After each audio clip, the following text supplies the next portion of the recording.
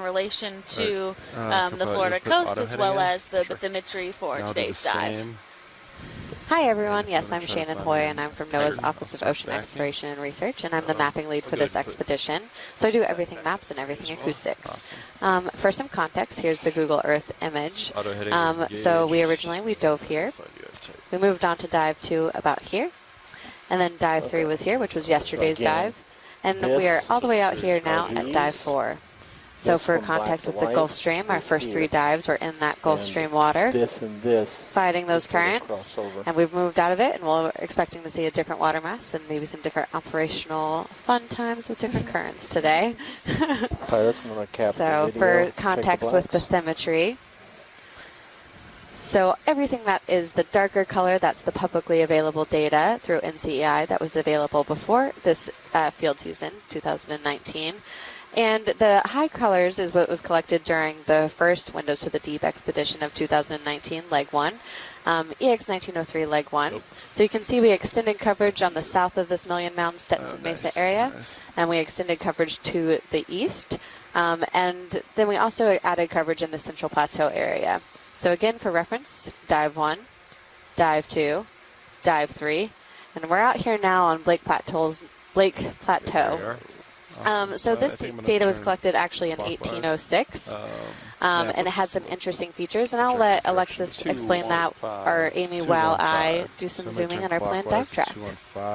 Okay.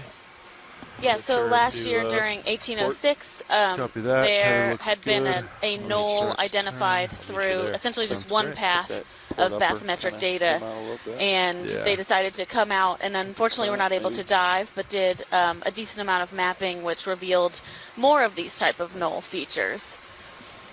Go ahead, Bridge. Yeah, so we took a look at these, and in consultation with our ROV team, decided that we're going to go ahead and dive on this one that's just to the right of screen that Shannon is rotating around for us.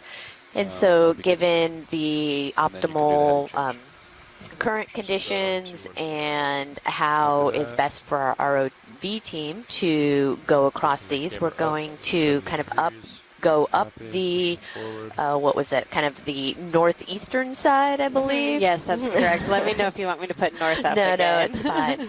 And we have about we're going to start around 830 meters or so, and then we're going to have a good 60 or so, 60, 70 meter climb up the side of this knoll, and then go up to the top little mound, do a little bit of drop down, so we may have a little blue water in there because it's difficult for our ROV team to go downhill.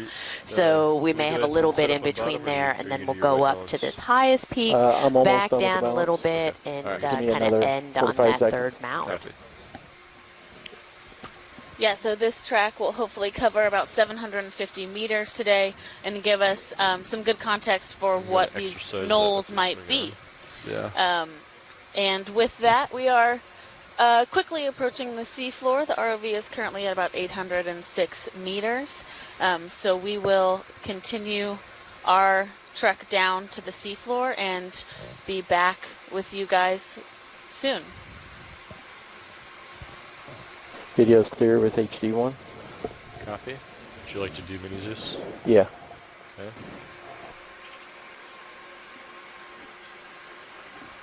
Oop, that wrist.